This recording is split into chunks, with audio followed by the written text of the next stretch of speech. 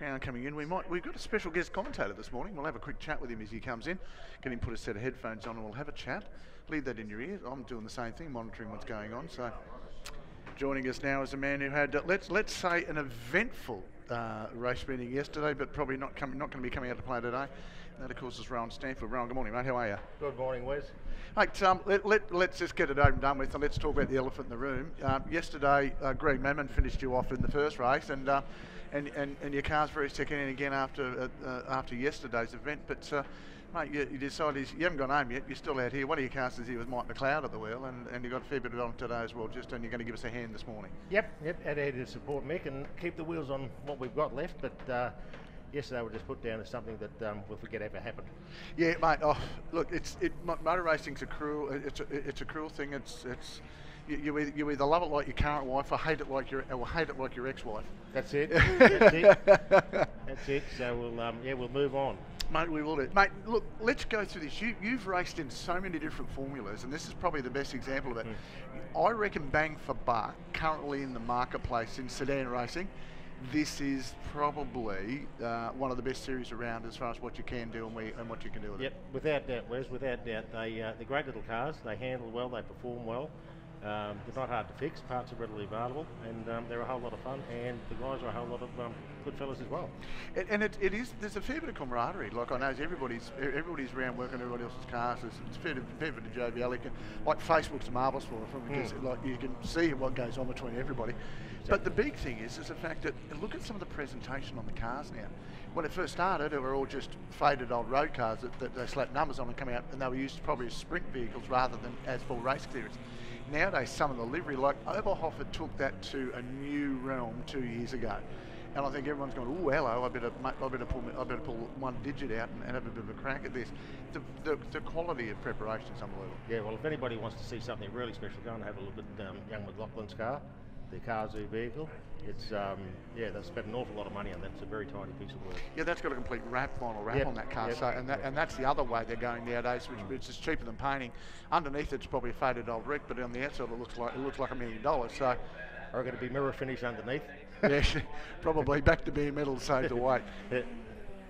Now we so of course Steve Hay got out a little late there before, and he's made himself through. So they're just going to let him come back into position. So plenty going on. What's the story with these cars? Talk us through a lap when we get everybody away, because I'd imagine you wouldn't be any further down the gearbox probably than third gear here at QR. I wouldn't imagine you'd be anything like that. Sometimes at turn 3, if it gets a bit willing, you'll get back to second for about 50 or 60 metres. Yeah, okay. Just to try to get that pull out of there rather than going all the way through in third. Well, they've got a fair bit on, and there's a fair bit happening at the moment, but there's going to be a lot going on.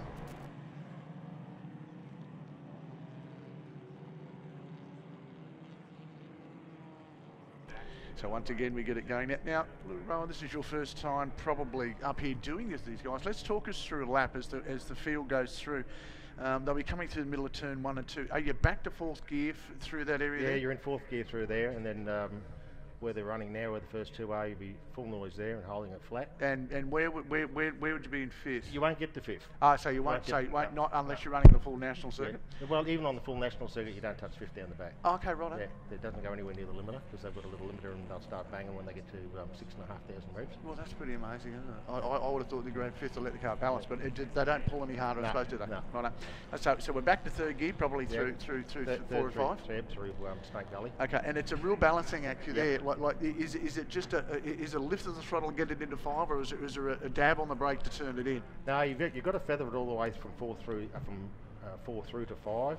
You go flat through there, you'll end up in all sorts of trouble. Yep. So then as you hit 5, it's virtually full throttle on the exit then, and then full top about halfway down the straight. Halfway down the straight. Now, are you back to second for turn 6? No, back to third. Back to third, because I suppose that prevents the wheel spin, and you're on the throttle early to come out. And you can get a wider entry over into the start of the crossover, so you don't lose as much speed. Righto.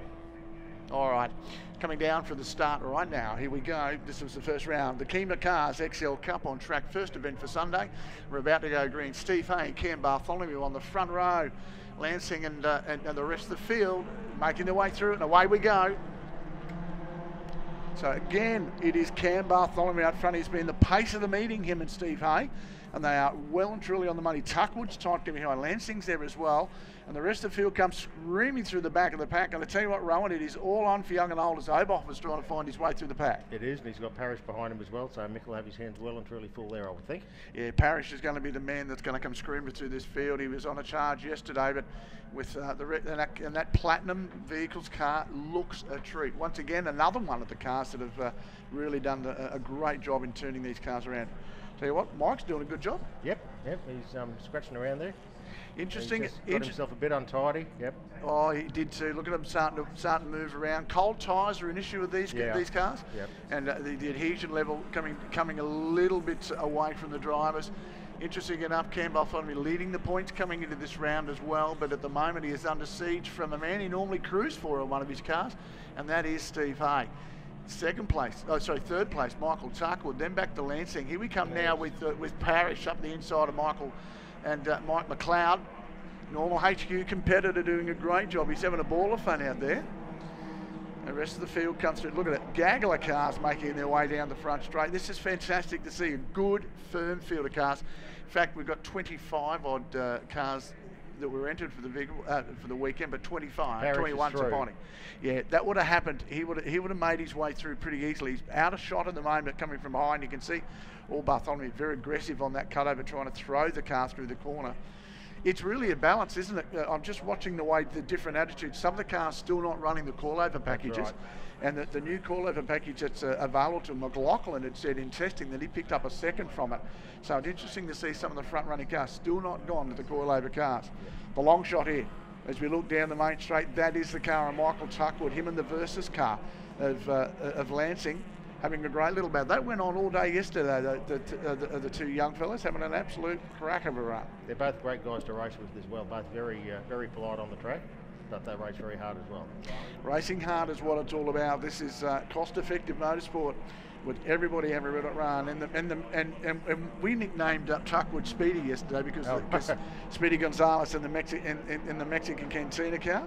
So he's doing a great, lovely looking car coming out of the HO garage and the workshop down in Cleveland. The Antonia family looking after the car as he's part of the family. Look at Lansing. Yeah. He's got aggressive, isn't he? Jason seems to pick up a bit out of two.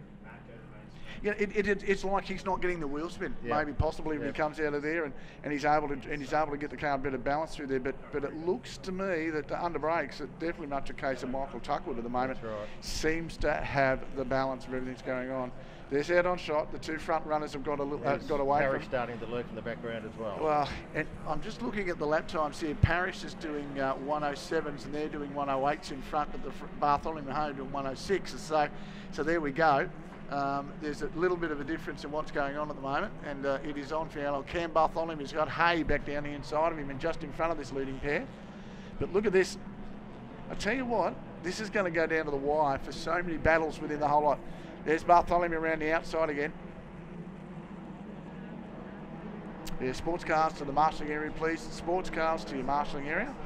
Look at this, Bartholomew really now is on the hunt. What can you do about Steve Hay? Well, Steve's got about a car length on him there. We'll see what happens under brakes. And Cam doesn't make a lot of ground up under brakes, but he's back of the car's getting a bit taily. It is. He had a couple of goes of trying to get that stop too, which is he had a couple of pulsings on the brake, which didn't make any sense to me while he was doing it. But it seems to work. It's effective for him. Maybe that's the heel and toe change back as well that we're seeing. Look at that. There's those two. You could throw a hanky over in the moment versus the field. And look, to be honest, I'm just going to check Parrish this time round. Here we go. Yep. Cam's up the inside. Yeah, I tell you, those pair would be racing well together. Parrish is obviously, we can just see in that gap, he has closed that gap. This little short run up the main straight. Here comes Steve Hay. That thing's got some legs in the straight line. Yep. He spends a lot of time. He should have the line for turn one. Yeah, he will. Yep. Yeah, Cam will stay just off the corner. Oh, it's interesting. I thought he might have tucked straight in, but Cam's going to try the under and over and try and get back underneath. Yep. He's too far away. He's not going to get his assistance in the draft with that, so he's just going to have to let the car balance. There we go back there. Look at, tell you what though, there's the field. There's Mike. There's your car. Yep. There's Mike McLeod All on the on wheel of his the car. Yeah, he'd be quite happy about that, I suppose, because what are the times though? He's cleared out on Dave Overhoff by a few car links too. Well, he's on the money. He's actually on the money. He's 107.4s. Everyone's into 7.274. So Yeah. the front running 12 cars are within 0.3 of each other. That's amazing, isn't it? So this is going to make it very hard for everybody. But have a look at Parrish. He's the flyer. He's doing 7.0. So he's the quickest man in the pack at the moment out there. McLeod, second or third fastest. Well, Mike's still on the old suspension package too. That hasn't got coilovers, that car. That's the old original gear in it. So he's doing pretty well. Look at the Gagler cars making their way through from Peasy back to Winners, back to McLaughlin, back to Ross. Hayes got a bit of a gap on Bartholomew this time through. Look at this. Look at that head-on shot there. This is a great little battle further back in the field. Right in the middle of that battle is the 6 car, and that's Smith. So that'll be Ross, Richardson, and McCallum in that shot. And you can just see them starting to skip around. The tyres are starting to come. They're a bit more confident through turn 1. And what have we got on there? Lap 7, are we? Yeah, we are lap 5. So 7 left to travel. We talked about that Kazu's car before. It is distinctive on camera, isn't it? Now Parrish has joined the Gaggle in front of this lot. Yes. So we'll just go back if we can.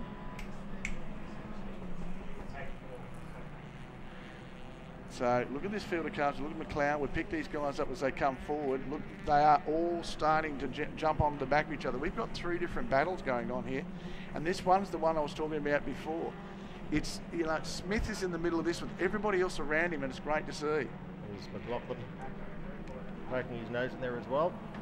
He's right up behind Smith. Yep. And got the drive out. Another one we talked about that's found this pace with this new coilover package in the car, and he's having an absolute red hot run at the moment. Look at him. Head down, backside up, and all heading towards that. Matthew Ross on the inside there is Smith. I think Smith will get the line. He does. Yeah, Ross in the Bolt Granite car. You'd think he'd be more behind a dog and trail, wouldn't you? That's it. So doing a great job here in his run. The Kazu's car, looking as Mike Jones was saying, resplendent out there in its vinyl wrap. As I said, the livery of these cars now is one of the fantastic things. It's a credit too with the likes of Keema Cars coming on board as the major sponsor of the series now for the 2nd year running. And it's great to have them all, Jason Hennigan and the guys from Keema Cars, who really do a great job of providing the Motoring Public in Queensland a fantastic service and a great way to buy new and used cars. Here's Ross coming on again. Yeah, look, isn't it interesting where we see everybody's I suppose weakness and where they are fast, and it's different parts of the track. Your car might be fast somewhere else, but there. Look at this. Parrish has got himself past Lansing. Lansdale, yep. Lansdale, sorry, yeah, Jason Lansdale. But what gets me is that look at how close the field is. I'm just going through the lap times again. The only 2 in the 6s are Hay and Bartholomew. Everyone else is in the high 7s and low 8s. The category works. It really does work as far as the times are concerned. So the 2 guys out front are working well to keep everybody at bay. But look at that long shot, and we look at the braking potential. I thought he was going to drop out and have a dive down the inside. Then, someone's heavy on the brakes trying to make the turn. Was that Goff? I think it was. Could have been Goff. So they are pushing nice and hard now through the 4-5 complex, heading back towards the straight. Here they come back into our head-on shot, looking from turn 6 straight up, and you can see them all searching for a bit of fresh air. Look at them. Yeah. Well, there's a fair bit of hiding, and a bit of peekaboo. Yeah, Ross isn't going to poke his nose in. There's Mickey Goff there by the Kazu vehicle. Mick's actually an old HQ racer from Tasmania. He flies up to compete. Was he one of the guys that originally started the whole category in years gone by? He was one of the original boys from Tasmania that got it all happening with, I don't remember the other fellow's name, Beachy. So that story goes back, and now he's here in the formulation of a new category and having an absolute ball, it sounds like. The cars are starting to move around a bit now. Now, what happens with these tyres? Like, do they come on, stay good for 4, and then really start to fall away quickly? It depends if you're running nitrogen or air in them. With air, they'll disappear earlier. You might get 5 laps, and then they'll just have to progressively get worse. With the nitrogen gas, you get a longer window of opportunity. The tyre stays stable for much longer, probably an extra 3 laps. but eventually they will get to a stage where they overheat due to pressure build-up, and then it gets fairly ordinary. Once they get over about 44 psi hot, they're pretty average. Yeah, I would suppose that, and what we talk about, folks, is the molecular structure changes in the tyre, and they get all greasy, for one of a better term. You've got to remember they're basically a radial tyre. You know, what we're doing to them is not what they were designed to have done to them. No. And there was a bit of a problem yesterday too. I noticed yours and a couple of other guys where you're getting a lot of degradation on the tyre as well, on the outer edge, which makes it very hard. And that occurs probably later in the race and starts to delaminate, for want of a better word. They are slightly buffed, the tyres. They're slightly buffed. The problem is the delamination is happening. Most of the cars have got the coilovers on because we're restricted to a maximum of 4 degrees negative camber, whereas the standard suspension package is free. So without being able to get that extra negative camber in there, the outside edge of the tyre builds up much more heat because it's in close contact with the track for long periods, and it starts to delaminate and break up. I've seen some pretty ugly ones that look like you can take it with the camber. Yeah, look at Parrish, who's under siege. Lansdale is not giving up on this at all. In fact, they've dropped Tuckwood off. Yeah. That's interesting. Tuckwood's normally on the pace. Mind you, though, we have got 3 laps left to travel. So we should actually this time around they'll have 2 laps left to travel as our race leaders go past Steve the start. Hayes still in the lead. Yeah, Steve Hayes done a job on him. Have a look at this little battle here. I love watching the guys letting the cars move around a lot. We're talking about production cars. There's the ensuing battle for positions 3 through to 4. Interesting to see your cars from the back going through that corner. You've probably never seen that race. No. Very much they're moving around. I can see your brain ticking over, going, I might have to change the setup slightly on these cars just to sort of compensate as much as I can, because what you feel in the car is nothing to what you can see from the outside. Exactly. Even what you see from your in-car camera tells you a lot as well. Yeah, Lansdale there just having a red hot look. This is Jason's been one of the revelations. Keeping the pressure on, yeah, he's been one of the revelations in this. He's come from nowhere. He had a special guest driver in the Jura event last year with Wayne Wakefield at the wheel. Yes, yeah. And I'm hoping he hasn't learned some of Wayne's skills. Well, he hasn't hit anybody yet. No, I'm saying he hasn't tried to mud anybody out of the way.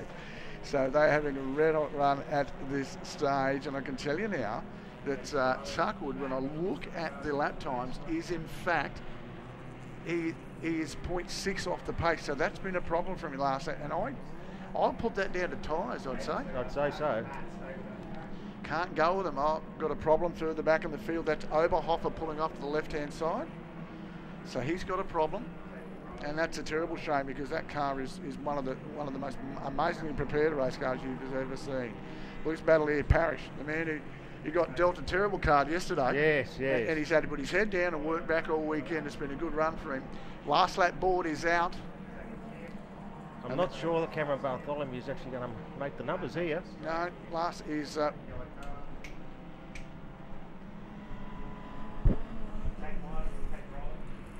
so as our checkered flag gets ready to come out, our race leader is coming up through turn number 6 onto the front straight, and it will be checkered flag time. Bartholomew will pull out to the right-hand side of a run. You'll see him coming to shot here pretty shortly, but it will be Steve Hay that takes the win. Cameron Bartholomew comes home in second. Third place coming onto the front straight right now, and that will be, yes it will be, Brett Parrish is going to make his way onto the podium from well, I suppose he's fought his way back through. He's then taken Jason Lansdale with him. Michael Tuckwood, Speedy, makes his way into position number 6. McCallum comes through. This should be Richardson coming through. Won't be. This is Smith. No, Richardson ahead of Smith. Then McLaughlin, then Ross, then Winters, then Goff. Now Weber and Peasy are coming onto the front straight. Who's going to end up with this battle? And in fact, it's going to be the car of Weber. Peasy comes through. Lucas, Pilkington.